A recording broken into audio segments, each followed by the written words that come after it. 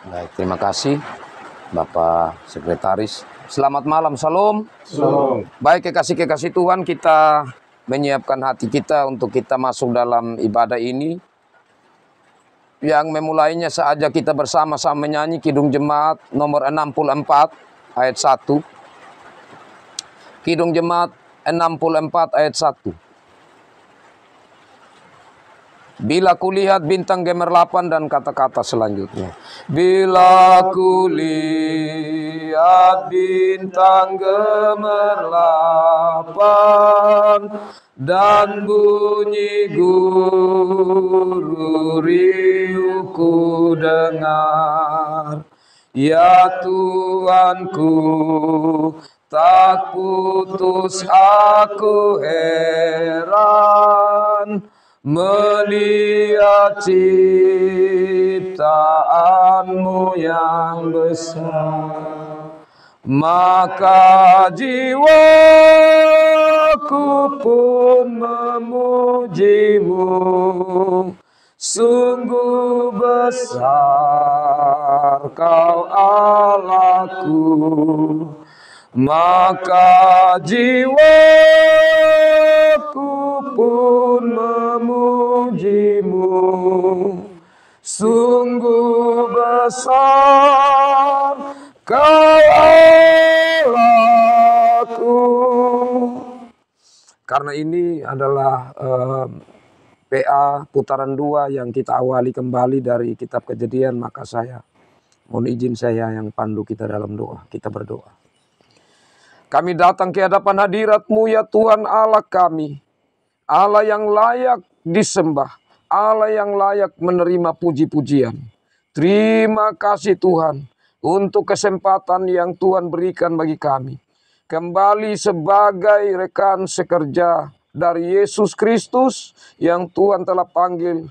Tuhan tetapkan, yang Tuhan utus untuk melayani Tuhan bagi anak-anak domba Tuhan di Jemaat Tupumada, terlebih khususnya di pusat Tupumada ini. Kembali bertemu di rumah tangga Bapak Fian sekeluarga di sini. Terima kasih untuk kesempatan indah ini ya Tuhan.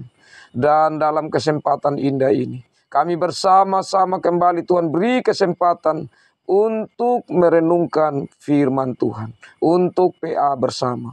Ya Tuhan, kami percaya Roh Kudus-Mu ada di tengah-tengah kami. Bahkan ada di dalam diri kami masing-masing. Dan kami mohon Roh Kudus yang berkarya. Biarlah pembacaan perenungan firman Tuhan saat ini, kami boleh memahaminya, menerimanya, dan melakukan memelihara dalam hidup sehari-hari. Ya Tuhan, mari datang dan berfirmanlah. Dalam Yesus Kristus kami berdoa. Amin. Kekasih-kekasih Tuhan, kita mulai dari kitab Kejadian. Dan saya bagikan untuk kita. Sudah dapat semua? Baik, saya ajak kita baca Kejadian pasal 1 ayat 1. Mari kita baca bersama-sama. 1, 2, 3. Pada mulanya Allah menciptakan langit dan bumi.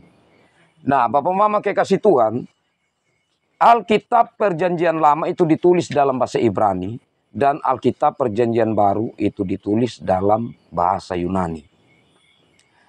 Nah, ini untuk Kejadian pasal 1 ayat 1, saya ajak kita lihat di kertas. Itu Kejadian pasal 1 ayat 1 dalam bahasa Ibrani. Hanya sepotong ini, tapi sebentar saya mengantar kita untuk memahami sedikit tentang bahasa Ibrani yang tertuang di dalam Kejadian pasal 1 ayat 1. Kalau bahasa Ibrani, Bapak memperhatikan di sini ya. Kalau bahasa Ibrani itu dibacanya dari belakang, dari kanan ke sini. Ya, jadi kalau kita perhatikan di situ, dia katakan Bereshit bara Elohim et hasyamayim ve et haaret. Nah, Bereshit itu huruf pertama itu B. Itu huruf pertama. Ya. Sedangkan kalau huruf-huruf di sini, itu kita bisa lihat di belakang, itu huruf atau abjad bahasa Ibrani. Jadi bahasa Ibrani itu dimulai harus dilihat dari kanan. Alef. Harus lihat dari yang kanan. Jangan kita lihat dari yang kiri. Dari yang kanan itu yang X. Yang model X itu. Itu Alef. Dan kita lihat bagian akhirnya itu ada di bagian kiri bawah. Itu tau atau dibacanya taf. Biasanya W itu disebut V. Jadi ada alef, atau kalau dalam bahasa Yunani itu alpha, dan abjad terakhir bahasa Yunani itu adalah omega. Sedangkan kalau dalam bahasa Ibrani ini taf. Jadi sekali lagi, kalau bahasa Ibrani awal itu alef dan akhir itu adalah tau atau taf. Sedangkan bahasa Yunani alpha dan yang paling akhir abjadnya omega. Oke, kita balik kembali. Nah, di sini kekasih-kekasih Tuhan, bahasa Ibrani diyakini adalah bahasa asli dari Tuhan. Kenapa dikatakan bahasa asli dari Tuhan? Karena dipercaya bahwa saat Tuhan omong langsung dengan Adam dan Hawa, itu Tuhan menggunakan bahasa Ibrani. Terus turun-menurun sampai kepada anak cucu, sampai bangsa Israel. Dan kemudian bangsa Israel membuat dalam bentuk tulisan kalimat yang keluar dari Tuhan itu. Membuat dalam bentuk tulisan, dan tulisan dalam huruf bahasa Ibrani itu paling agung. Paling tinggi. Kenapa Bapak Mama kekasih Tuhan? Karena huruf-huruf dalam bahasa Ibrani ini, dia ada dua makna. Satu bisa dilihat maknanya ada di dalam gambar. Dua maknanya ada di dalam angka. Ya. Sekarang kalau kita perhatikan duluan di huruf untuk kita hitung angka. Coba hitung itu ada berapa kata. Beresit 1, bara 2, Elohim 3, Et 4, Hasyamayim 5, Feet 6, Haaretz 7. Bangsa Israel itu sangat-sangat perhatian tentang angka. Karena di situ tersimpan satu makna mendalam. Jadi Haaretz, angka untuk 7 kata dalam satu kalimat di awal kitab dari semua kitab itu menggambarkan hari Sabat, menggambarkan ibadah. Karena angka 7 itu angka Sabat. Kita pegang ini ya, Bapak. Itu angka dulu. Memang ada banyak sekali, baik itu kalau kita hitung ada 28 huruf, dan tapi saya tidak masuk sampai di sana dulu. Kita perhatikan sekarang Bapak Mama dari segi huruf. Huruf dalam bentuk gambar. Kalau kita perhatikan yang pertama itu dimulai dengan bet. Kalau kita balik di belakang, itu adalah yang kedua setelah alef, ya kan? Setelah ya alef itu apa? Bet. Nah, rahasianya di dalam kalimat bahasa Ibrani, kalau huruf yang pertama itu ditempatkan satu huruf, maka itu ada satu makna penting yang mau disampaikan di situ. Kenapa dia didahului bukan dengan alef, yang sebenarnya itu gambaran dari Allah. Tetapi dia duluan dengan B atau bet di kalimat Beresit. Nah, Beresit atau kalau arti hurufiah, ya, itu artinya di dalam mulanya atau bisa pada mulanya. Beresit. Nah, kalau kita pisah ya Bapak Mama ya, kalau B atau bet tadi ini yang pertama, kemudian dengan res itu kalau kita balik di sebelah, itu huruf kedua yang beresit itu, huruf kedua itu adalah res. Kita cari res di mana? Di barisan bawah ketiga dari belakang. Ya toh? Res. Nah, itu kalau digambarkan oleh orang Israel, res itu dia gambar kepala manusia. Itu huruf kedua. Jadi itu dia gambar kepala manusia. Kalau dia gambar kasih lengkap. Ini yang apa ini? Ini dia lambang kepala manusia. Jadi mereka itu ada huruf begini, tapi nanti ada dia punya gambar lagi. Gambar huruf begini dia punya gambar yang sempurna seperti apa. Satu huruf itu punya gambar-gambarnya. Jadi kalau huruf kedua ini res, itu digambarkan itu kepala manusia. Nah sedangkan bet yang pertama, itu artinya apa? Dia punya arti lagi, satu huruf. Bet itu artinya rumah. Jadi kalau Bapak Mama ingat kata Bethlehem, itu artinya rumah roti. Bethlehem. Bet itu rumah. Kemudian di sini ada gambar kepala. Berarti kepala rumah. Nah, huruf ketiga itu gambaran dari huruf awal atau itu gambaran dari kata Allah.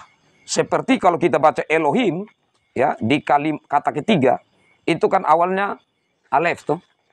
Nah, itu Elohim itu Allah artinya.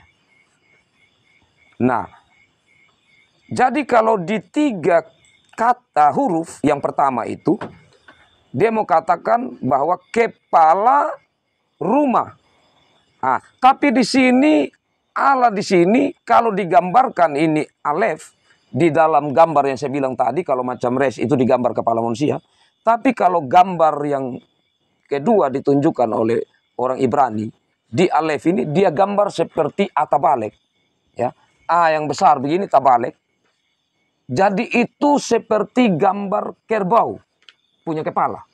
Kalau atabalek kan, kalau kita bayangkan gambar yang samping-samping itu yang tarik begini, itu ada telinga, sedangkan yang sisa di ujung atas itu tanduk. Itu melambangkan kekuatan. Jadi huruf bangsa Israel itu atau huruf Ibrani, dia punya makna dalam sekali.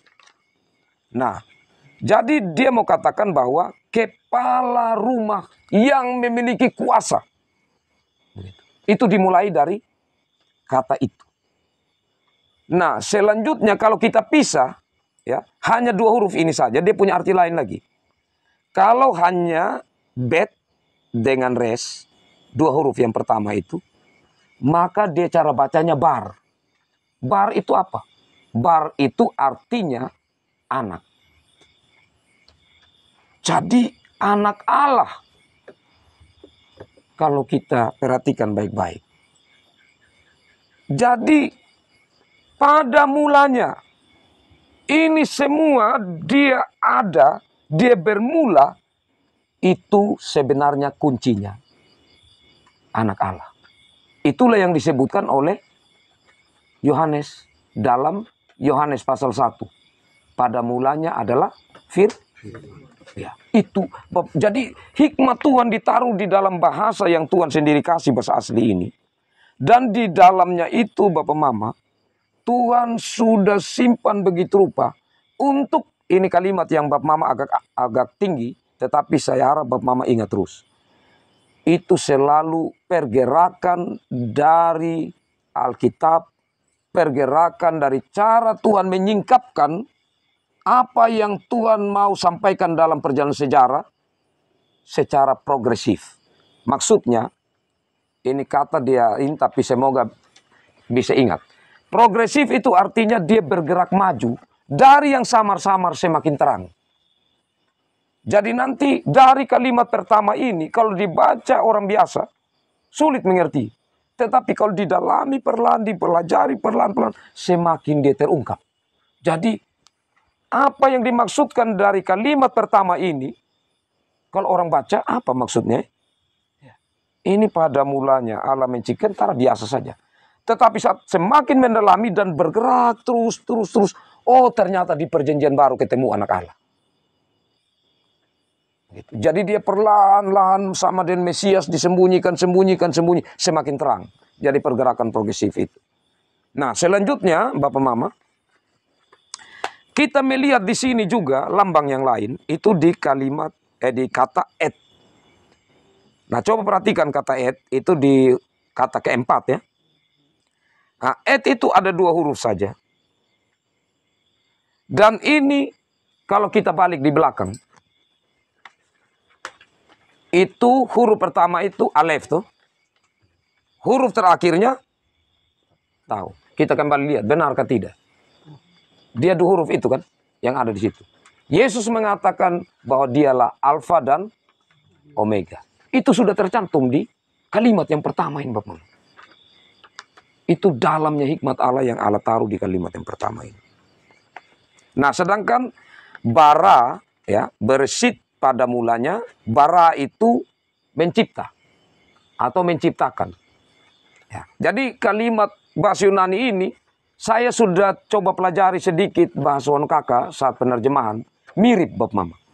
Artinya dia tidak lurus. Jadi kalau kita luruskan harfiah, dia akan begini. Beresit pada mulanya, bara menciptakan, Elohim itu Allah, ya, itu Hasyamayim, langit jamak, Ve'et, dan itu Haaretz, itu bumi. Ya, jadi kalau kita lurus, pada mulanya menciptakan Allah, ya, atau diciptakan Allah, itu langit dan itu bumi. Bahasa Kakak sering saya ketemu begitu. Dia kalau kita terjemahkan lurus, dia agak ganjil. Karena itu harus macam bahasa Indonesia dia menjadi merubahnya. Pada mulanya Allah menciptakan. Jadi Elohim di situ dia di depan. Ya, kalau bahasa Inggris juga dia pakai itu seperti bahasa Indonesia. Nah, sedangkan kalau di bahasa Indonesia tadi kita harus balik. Jadi beresit pada mulanya, bara itu harus di belakang, Elohim yang duluan. Kalau kita bahasa Indonesianya, pada mulanya Allah menciptakan itu langit dan itu bumi. Nah, kenapa langit itu dia jamak? Karena kalau kata im di belakang, Bapak Mame, hasyamayim itu im itu jamak, bentuk jamak. Jadi lebih dari satu. Kalau eretz, ya, tidak ada im, karena bumi itu hanya satu. Nah, langit ini kenapa jamak? Karena tidak terukur. Dia tidak ada langit satu. Dia luas sekali. Nah, kemudian Elohim, kenapa dia ada im? Jadi nampaknya jamak.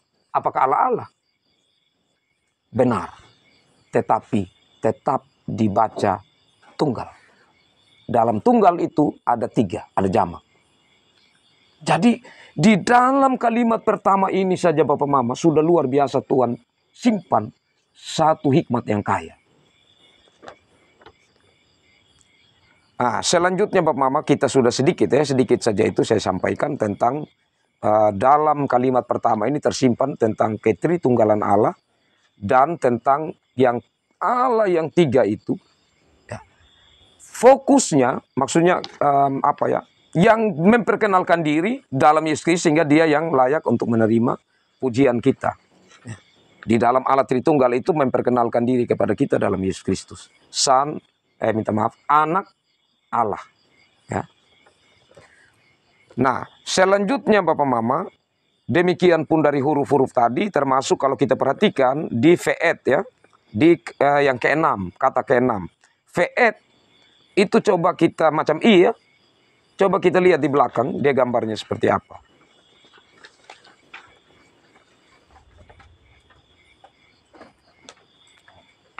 Nah, itu Vev, dia yang wow itu, Vev. Ya. Yang Alef, Bet, Gimel, Dalet, He, Waw atau Vav. Kalau cara bacanya, Vav. Nah, itu dia seperti paku. Jadi kalau kita perhatikan baik-baik Bapak Mama, itu dia bicara tentang Allah yang terpaku. Kalau arti gambarnya dia. Begitu. Jadi ada arti huruf, tapi ada juga arti gambar. Jadi Allah yang terpaku itu merujuk juga kepada anak Allah tadi atau Yesus Kristus. Atau sang awal dan akhir. Jadi Allah sudah simpan begitu rupa. Tentang pribadi Yesus itu di situ. Nah sekarang Bapak Mama kita akan melihat setelah tadi angka 7 ya, melambangkan angka Sabat. Sekarang angka 3 juga melambangkan angka Tritunggal sebagai yang mencipta atau bara. Ya, bara itu mencipta. Nah, coba kita perhatikan di Alkitab ini. Kata bara itu ada di mana saja? Kejadian pasal 1. Yang mencipta ya, yang khusus kalimat mencipta. Pertama, 1 pasal 1 tadi ya.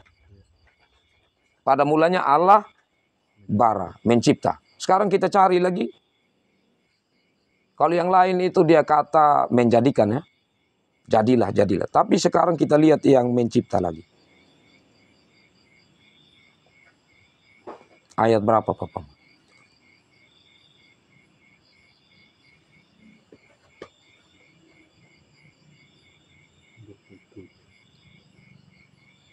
(27) ayat mana lagi? Sebelum itu ada. Sebelum ayat 27 ada juga.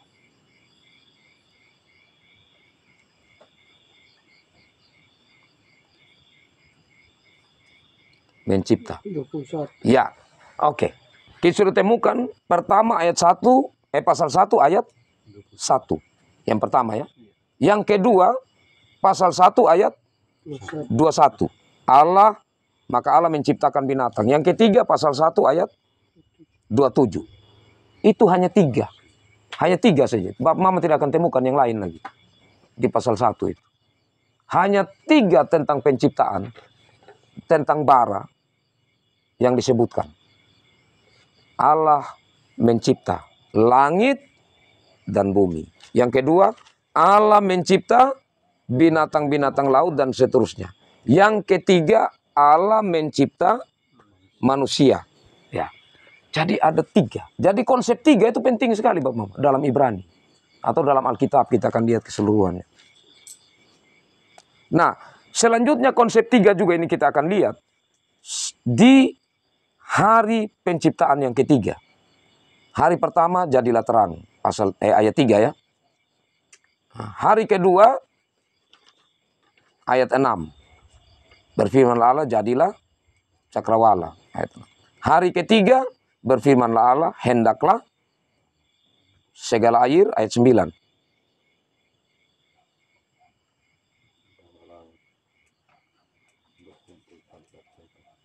Ya. Pasal 11. Pasal 11 ya. Hari ketiga. Berfirmanlah Allah. Coba Mama perhatikan. Yang Tuhan tumbuhkan di hari ketiga itu ada berapa macam?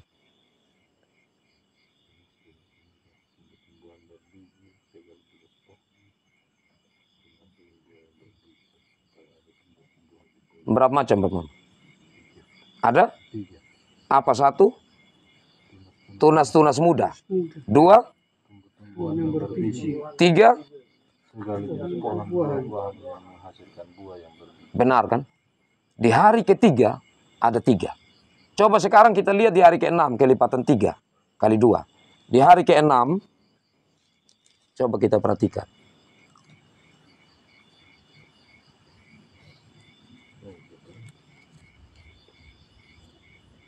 Berfirmanlah Allah, baiklah kita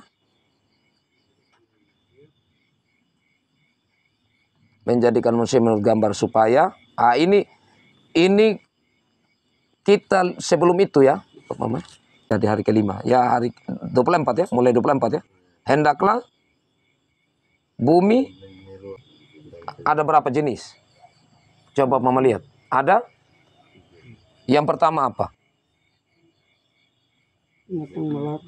Yang pertama ternak. Yang kedua, yang ketiga, ya coba kita perhatikan kalimat itu hanya 3. Benar tidak? Sekarang kita melihat tentang saat Tuhan memberi kuasa kepada manusia. Coba kita perhatikan di ayat 26. Berfirmanlah Allah, baiklah kita menjadikan manusia menurut gambar supaya mereka berkuasa atas 1 ikan di laut, burung-burung udara, dan atas ternak, ya, seluruh bumi dan segala. yang merayap. Ya. Ya, jadi ini kalau kita perhatikan konsepnya, yang ada di atas itu apa? Burung toh? Iya. Yang ada di darat binatang-binatang kan? Yang ada di laut ikan-ikan. Jadi itu 3 wilayah kekuasaan yang Tuhan berikan kepada manusia. Wah, luar biasa. Jadi bangsa Israel itu konsep ini Tuhan sembunyikan, bangsa Israel saja banyak yang tidak tahu. Sebenarnya Allah sudah menyatakan dirinya sebagai Allah yang tunggal, tetapi dalamnya ada 3 pribadi. Sebagai yang mencipta, dan apa yang diciptakan itu dia taruh 3. Nah, angka 7 juga Bapak Mama kita akan melihat nanti kalau kita sampai ke Nuh, tapi belum ya. Itu binatang-binatang yang masuk di Bahtera.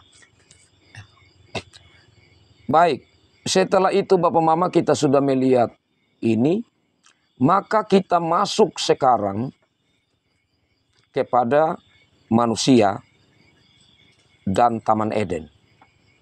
Ya, kita sampai pasal 11 Bapak Mama. Manusia dan Taman Eden.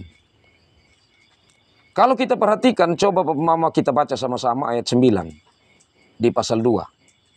Lalu Tuhan Allah menumbuhkan berbagai-bagai pohon dari bumi yang menarik dan yang baik untuk dimakan buahnya. Dan pohon kehidupan di tengah-tengah taman itu, serta pohon pengetahuan tentang yang baik dan yang jahat. Ada berapa pohon Bapak Mama?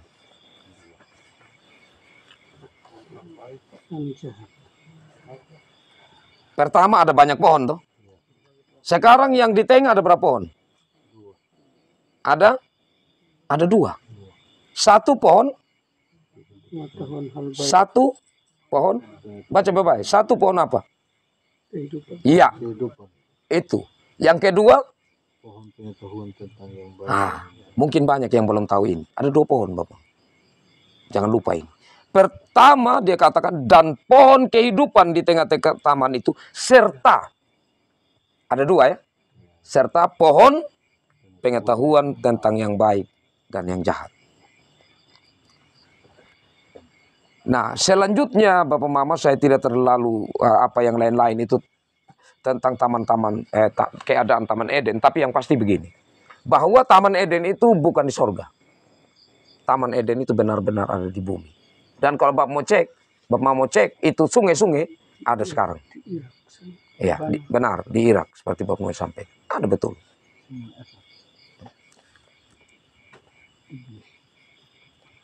Oke. Selanjutnya sekarang ya kita tahu bersama, kita ikuti tentang cerita penciptaan itu. Nah, tapi yang saya mau katakan di sini Bapak Mama, hal yang perlu kita dalami adalah saat Allah menciptakan manusia dan menempatkan manusia Adam dan Hawa itu di Taman Eden, ada perintah kan yang Allah berikan kepada mereka. Perintah Allah itu sekaligus adalah perjanjian.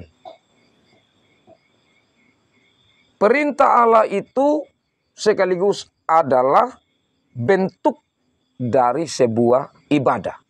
Ini hal yang penting sekali Bapak. Jadi ibadah itu adalah Allah berfirman dan manusia yang mendengar firman taat. Karena apa? Karena di dalam perjanjian hanya 2 hal ini Bapak Mama. Yang Bapak Mama ingat terus. Dalam perjanjian engkau taat maka engkau akan tidak taat maka akan itu kita akan temukan terus tentang perjanjian ini. Taat hidup, tidak taat mati. Jadi jangan lupakan itu kalimat. Nah, itu adalah firman yang disampaikan Allah untuk satu bentuk persekutuan ibadah antara Allah dengan ciptaannya, khususnya Adam dan Hawa. Tetapi yang terjadi apa Bapak Mama? Saat di Kejadian pasal 3. Adapun ular ialah yang paling cerdik di antara segala binatang. Dan kita perhatikan ini apa kata ular itu. Ular itu berkata kepada perempuan, tentulah Allah berfirman, semua pohon dalam taman ini jangan kamu makan buahnya, bukan? Apakah itu yang Tuhan firmankan? Tidak toh? Karena Tuhan bilang, boleh kau makan yang lain, tapi ada yang tidak boleh. Tapi iblis bilang, Tuhan berfirman, kau boleh makan semua. Ya. Tapi kemudian perempuan ini, dia masih dalam keadaan sadar. Lalu saut perempuan itu kepada ular itu, buah pohon-pohonan dalam taman ini, boleh kami makan buahnya. Tetapi tentang buah pohon yang ada di tengah-tengah taman, Allah berfirman, jangan kamu makan ataupun rabah buah itu, nanti kamu mati. Berarti Adam sudah kasih tahu Hawa untuk apa yang Tuhan firmankan kepadanya, supaya Hawa juga pegang dan supaya Hawa juga taat. Jadi ini mereka diminta untuk ada dalam satu ketaatan ibadah. Tetapi kata ular itu, sekali-kali kamu tidak akan mati.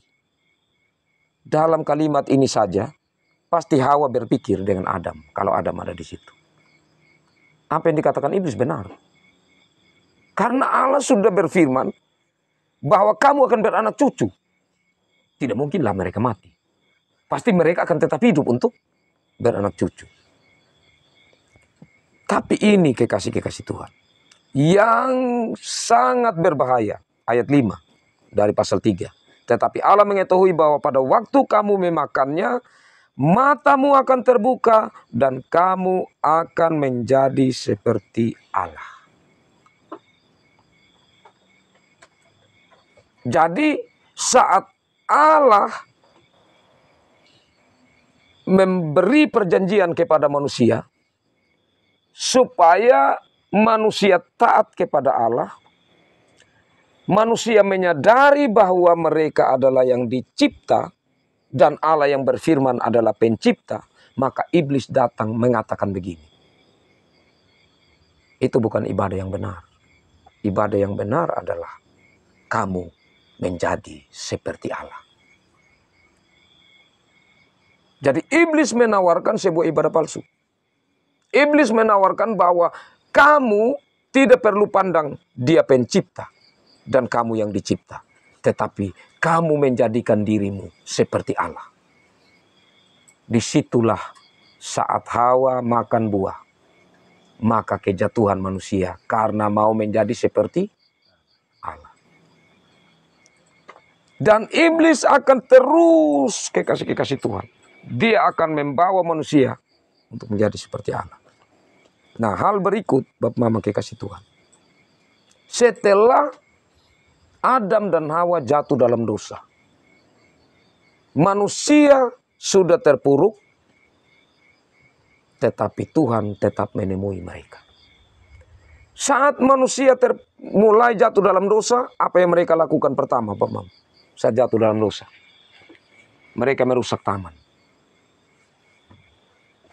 Buktinya apa? Siapa yang tahu? Bukti mereka merusak taman.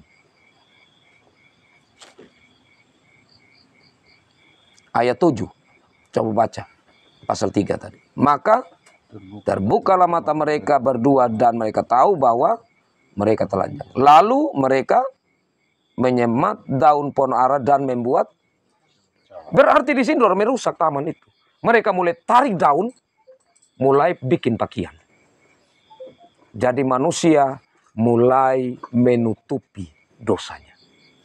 Manusia mulai punya usaha untuk supaya dosa mereka tertutupi. Dan mari kita lihat selanjutnya, Bapak Mama. Apakah mereka tetap memakai pakaian itu? Ya, Allah yang, coba lihat ayat 22 ya. Minta maaf. Di ayat berapa itu ya? Yang Allah kemudian memakaikan kepada mereka pakaian. 21 ya. Nah, 21 benar. Dan Tuhan Allah membuat pakaian dari untuk manusia dan untuk lalu ini Bapak Mama, dalam ini maksud firman. Artinya Allah ganti. Artinya itu yang tadi usaha manusia menutupi perbuatannya, Allah suruh tanggalkan. Dan Allah tidak simpan itu kulit binatang untuk manusia ambil. Kalau tidak nanti ada usaha manusia. Tapi Allah yang buat, Allah yang pakaikan. Menunjukkan bahwa keselamatan itu anugerah dari Allah, bukan usaha manusia. Itu dalam dari maksud itu. Dari awal memang ini kejatuhan manusia, Allah sudah gambarkan memang bahwa sebenarnya Allah yang punya inisiatif untuk manusia itu bisa selamat. Bapak Mama, saya bayangkan ya, luar biasa Adam dan Hawa ini. Mereka sudah dengar langsung, artinya berbicara dengan Tuhan. Firman Tuhan sudah datang langsung kepada mereka. Kemudian saat mereka jatuh dalam dosa, Tuhan sendiri yang buat pakaian untuk mereka. Wah, pakaian itu mahal sekali pasti. Karena kalau daun itu sementara, tetapi kulit binatang melambangkan kekekalan. Waktu yang lama. Itu cara Tuhan yang luar biasa. Nah, dari sini juga Bapak Mama, sudah mulai disimpan tentang gambaran anak domba yang akan disembelih. Karena menurut beberapa ahli, saat mereka selidiki, mereka percaya bahwa kulit binatang yang dipakai oleh Tuhan Yesus itu adalah domba. Karena orang-orang yang membuat jaket dari kulit binatang, bagi mereka, jaket kulit binatang yang terbaik adalah jaket kulit binatang domba. Jadi Tuhan sudah simpan memang. Sehingga nanti waktu bangsa Israel Tuhan bilang, untuk mengampuni dosamu, kamu bawa itu domba kepada imam, supaya nanti domba itu disembelih, darahnya tercurah, dagingnya dibakar, untuk pengampunan dosa. Dan Yesus Kristus juga nanti akan disebut sebagai anak domba Allah. Itu sudah tersimpan semua dari awal.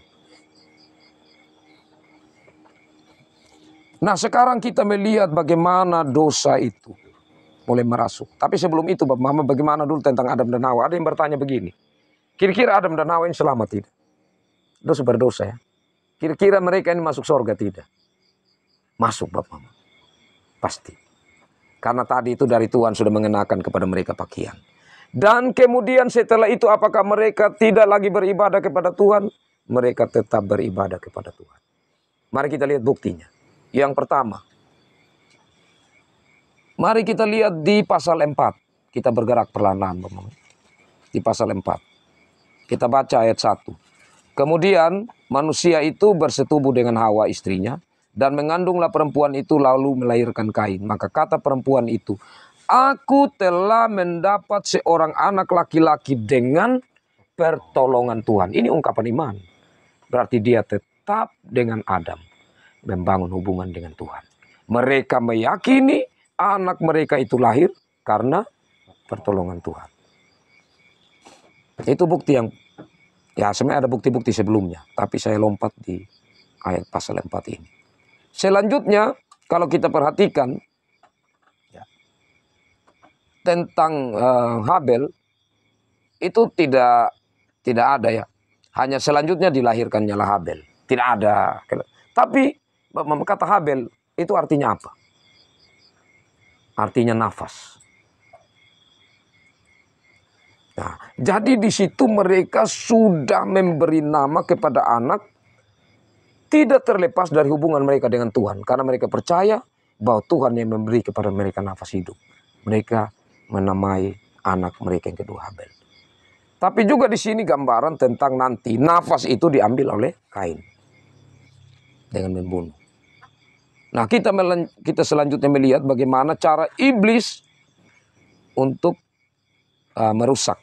Jadi setelah bukti yang berikut ya, setelah Adam dan Hawa melahirkan Kain dan Habel, ya, buktinya bahwa Adam dan Hawa tetap beribadah kepada Tuhan.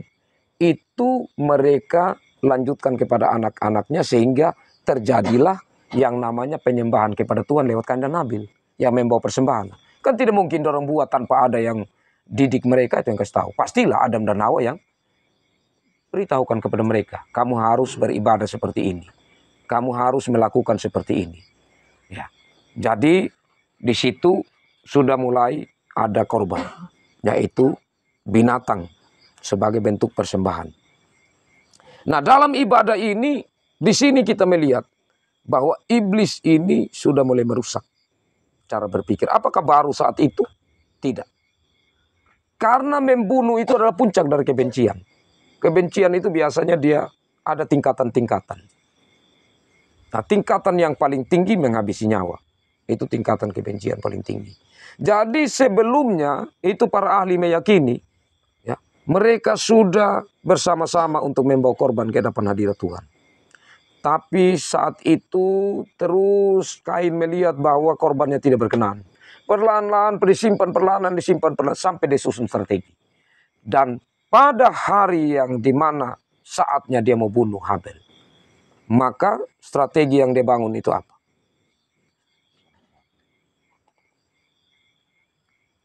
Dia mulai pikir, selama ini cara membunuh, dia tahu dari mana, Bapak. Dia tahu cara membunuh dari mana.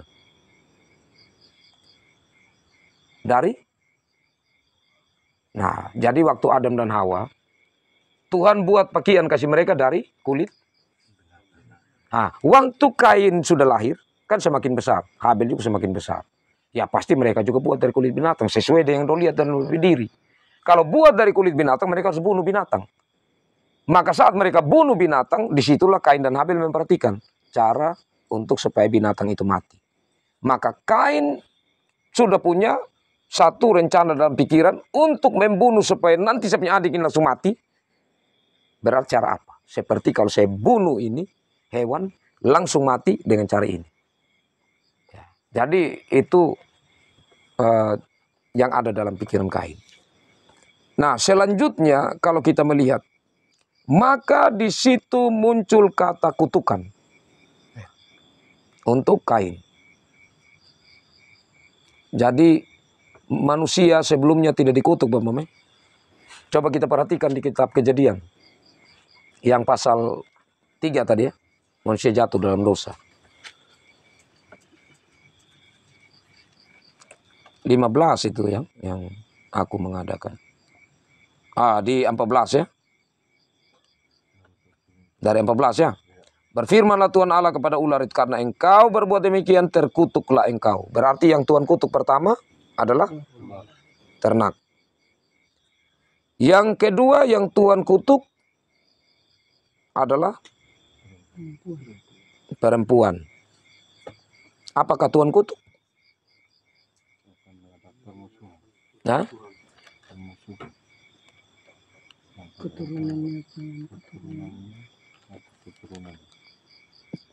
Apakah Tuhan kutuk perempuan? Kalau Bapak memperhatikan. Justru keturunannya nanti yang akan meremukan atau Tuhan Yesus. Nah, jadi ya itu konsekuensi dari apa, tapi kata kutuk tidak ada di situ ya. Kata kutuk yang berikut apa? Tidak ada kata kutuk di perempuan ayat 16. Ayat 17.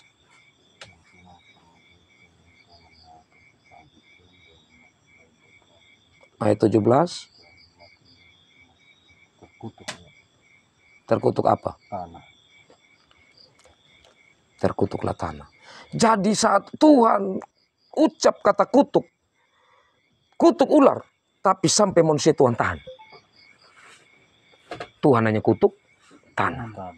Meskipun manusia itu berasal dari tanah. Tapi kepada manusia, Tuhan tidak ucap. Meskipun kalau kita perhatikan, berkat yang Tuhan ucapkan, ya, pertama kepada binatang. Kalau kita perhatikan ya, berkat yang Tuhan ucapkan itu kepada binatang. Lalu Allah memberkati, itu kita bisa perhatikan, nanti kita cari saja. Tapi intinya bahwa berkat yang Allah berikan pertama kepada binatang untuk berkembang biak. Allah kutuk yang pertama adalah binatang juga. Yang kedua yang Tuhan Allah berkati itu adalah apa lagi?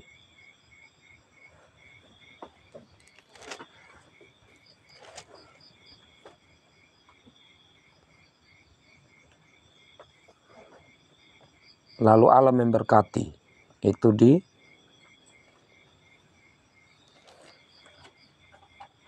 hendaklah menjadikan Allah menciptakan. 22. Coba 1 ayat 22. Ini dia punya paralelnya, Bom. 1 ayat 22, lalu Allah memberkati semuanya, firman, berkembang biaklah. Ini kepada, ya kan, kepada binatang ya, kepada ternak, kepada hewan. Nah, itu berkat yang Allah beri. Yang kedua, Allah memberkati manusia ayat 28.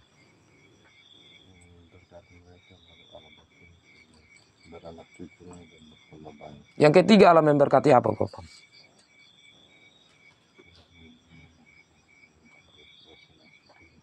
Pasal 2 ayat 3. Lalu? Oke. Jadi sekarang kita perhatikan, Bapak. Hari pertama Tuhan, minta maaf. Yang pertama Tuhan berkati itu adalah binatang kan? Yang Tuhan kutuk yang pertama itu adalah binatang. Yang Tuhan berkati yang kedua itu adalah manusia. Yang Tuhan kutuk yang kedua itu adalah tanah. Yang Tuhan berkati hari ketiga itu adalah hari Sabat. Hari ke-7. Yang Tuhan kutuk hari ketiga itu apa? Kali ketiga adalah manusia, Kain. Coba kita cari di mana itu Tuhan kutuk Kain.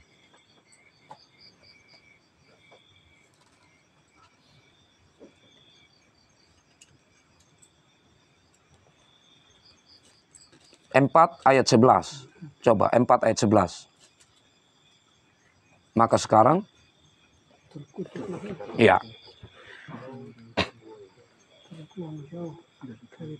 Kenapa di ketiga ini Tuhan berkati hari ke-7, tetapi yang Tuhan kutuk itu adalah manusia? Karena apa? Sebenarnya masalahnya karena di saat Kain dan Habel melakukan ibadah. Ingatin Bapak Mama. Kenapa Tuhan berkati hari ke-7 dan di kali ketiga Tuhan kutuk Kain, manusia? Itu karena mereka melakukan hal yang salah di saat beribadah. Nah, jadi ini cara iblis untuk merampas supaya ibadah yang sejati itu harus rusak. Tidak boleh. Itu cara iblis yang gencar selalu. Nah, selanjutnya kalau kita perhatikan ya di keturunan Bapak Mama. Nah, coba kita lihat di apa kita di sini. Kita di kertas tadi yang saya kasih. Coba Mama perhatikan ya. Itu keturunan. Di yang apa tabel yang kotak itu. Ada Adam Hawa, ada Kain Habel, dan menggantikan Habel itu ada Set. Nah, di anak Set, Enos, itu orang mulai panggil nama Tuhan. Ini saya tulis di bagian bawah. Di Enos, bagian bawahnya itu orang mulai, itu Kejadian 4 ayat 26. Jadi ini keturunan Habel. Nah, jadi Allah menggantikan Habel dengan adanya Set. Dan kalau kita perhatikan Bapak Mama terus sampai di ujung Sem, Ham, Yafet. Itu semua dari garis keturunan Habel. Kalau kita perhatikan memang ada juga yang nama yang sama. Ya. Seperti kalau kita perhatikan anak dari Kain itu ada yang nama Henok. Dan kalau kita perhatikan di Kejadian 4 ayat 17. Bahkan Kain menamai kota itu dengan nama anaknya Henok. Nah, kalau kita perhatikan terus Bapak Mama.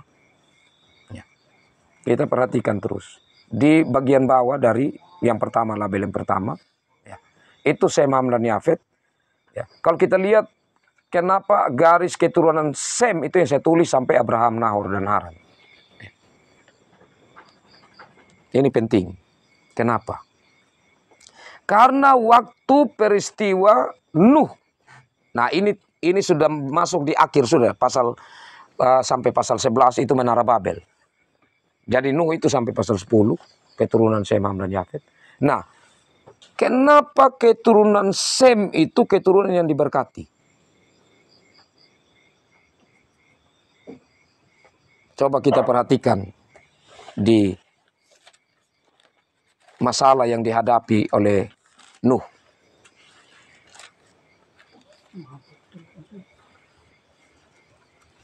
Sembilan mulai dari ayat 20. 9 ayat 20 ya. Nuh menjadi petani, dialah mula. Setelah ia minum anggur, maka mabuklah ia telanjang. Dan maka Ham, bapa Kanaan itu, melihat aurat ayah, lalu menceritakan kepada kedua saudaranya. Sesudah itu Sem dan Yafet mengambil sehelai kain, dan seterusnya. Nah,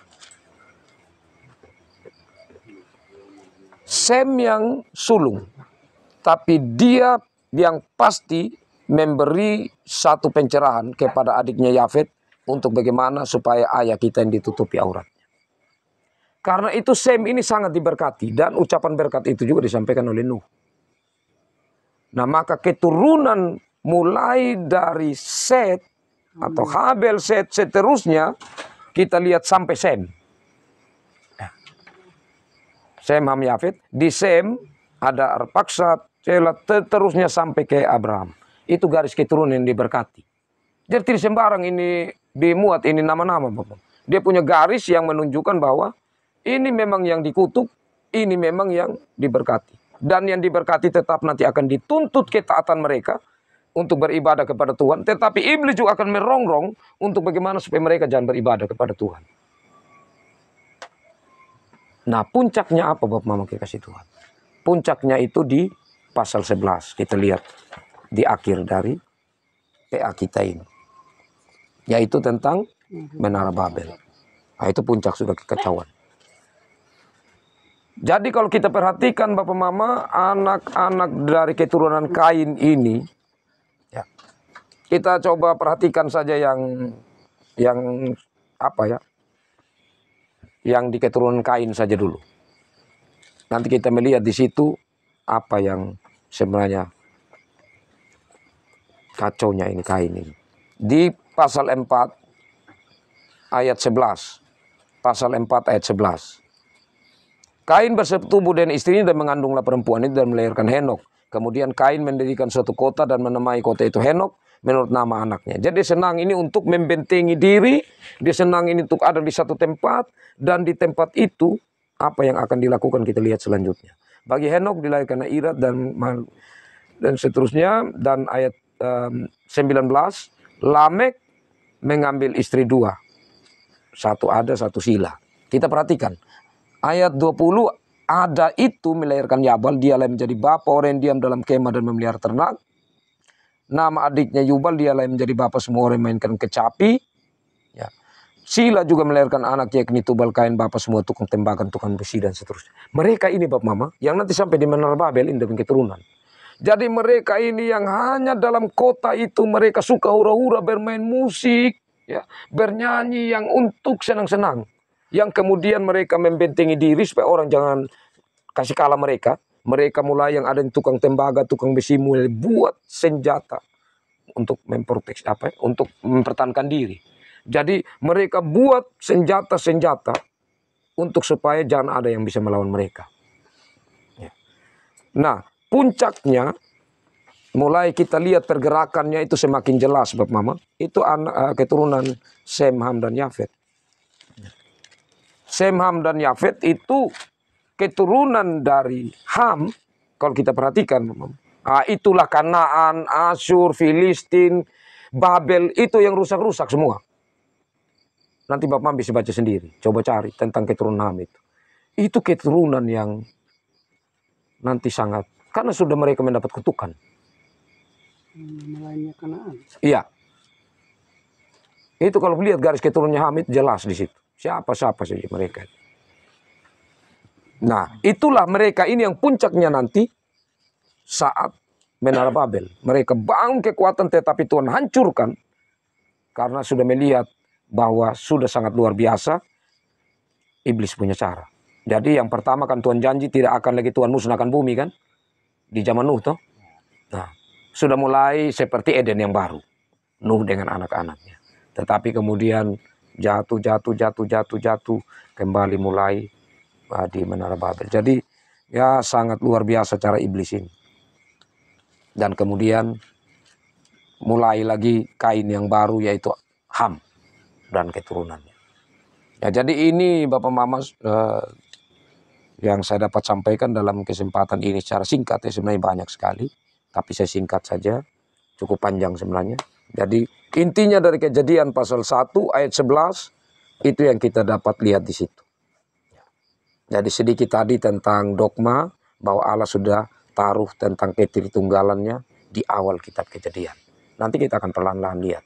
Baik dogma tentang dosa, nanti perlahan-lahan saya akan antar tentang doktrin dosa itu. Intinya bahwa pemberontakan terhadap Allah, manusia menganggap diri setara dengan Allah, itulah doktrin yang mau ditanamkan iblis kepada manusia.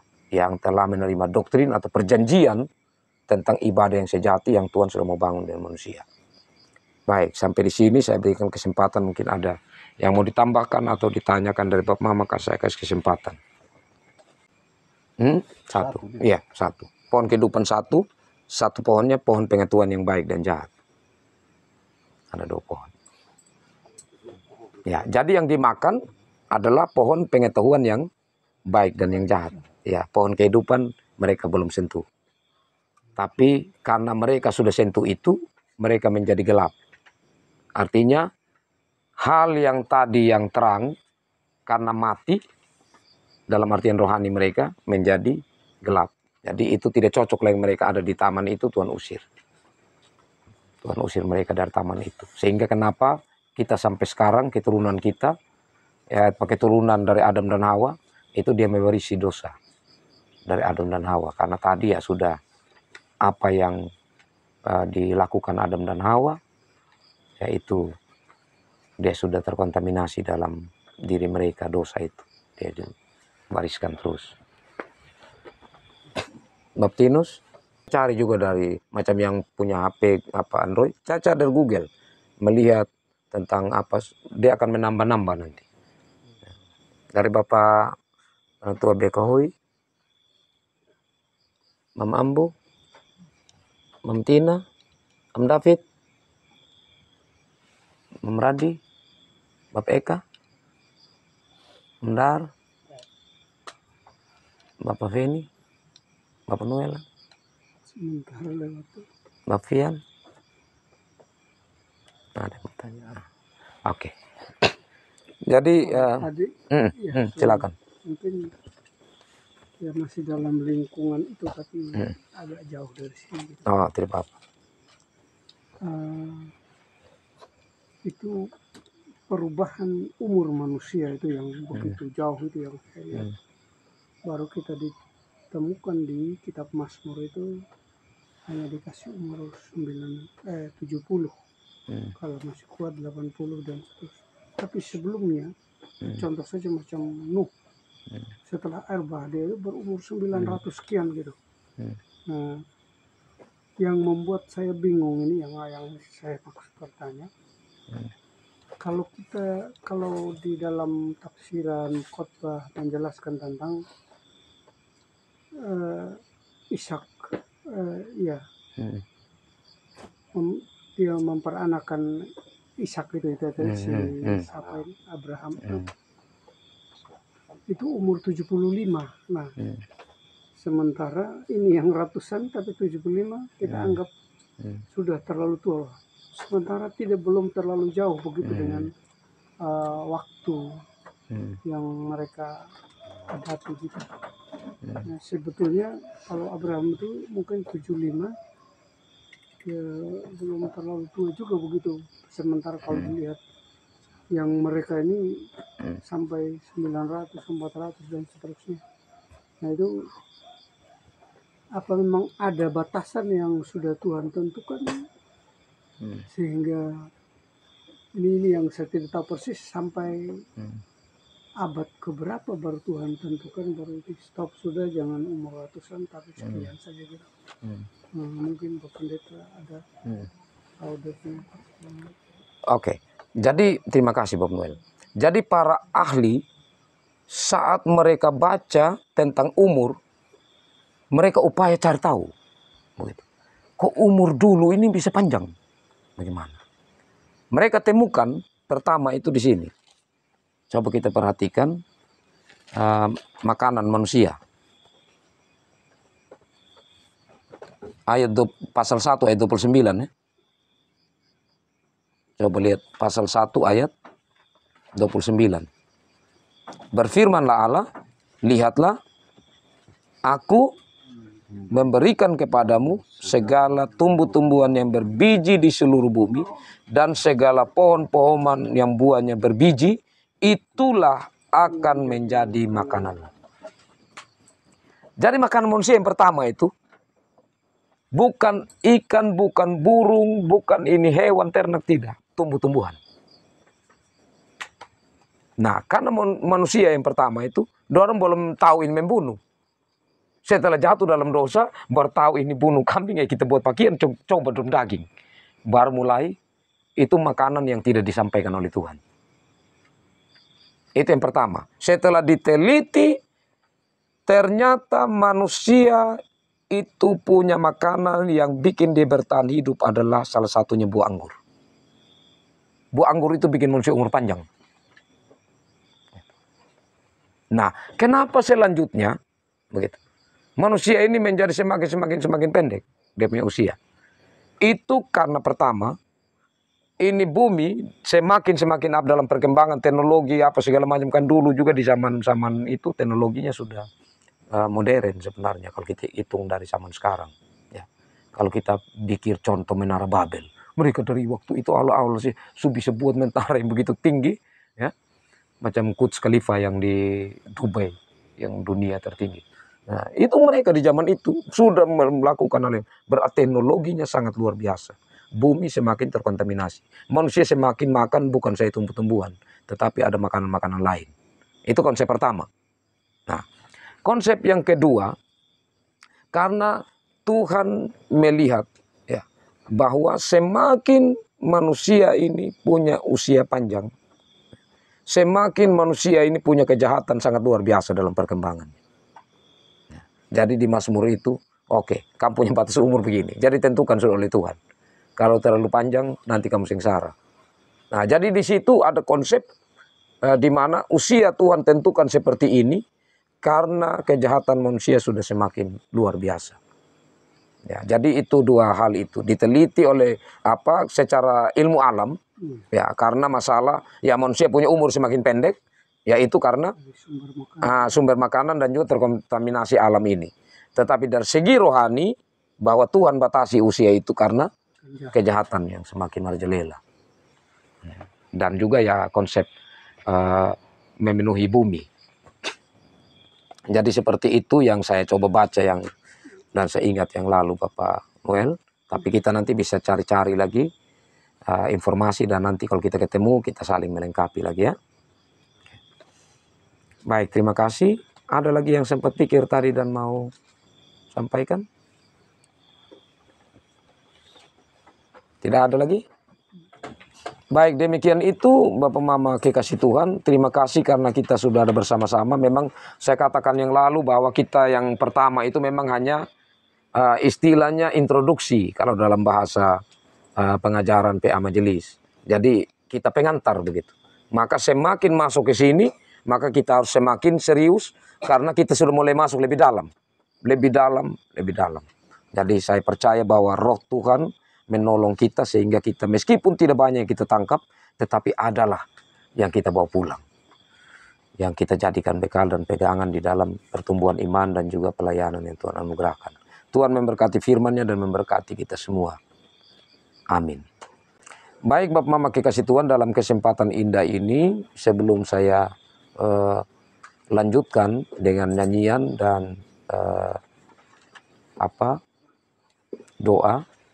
Jadi ada yang perlu kami mau sampaikan terhadap Mamfian tadi.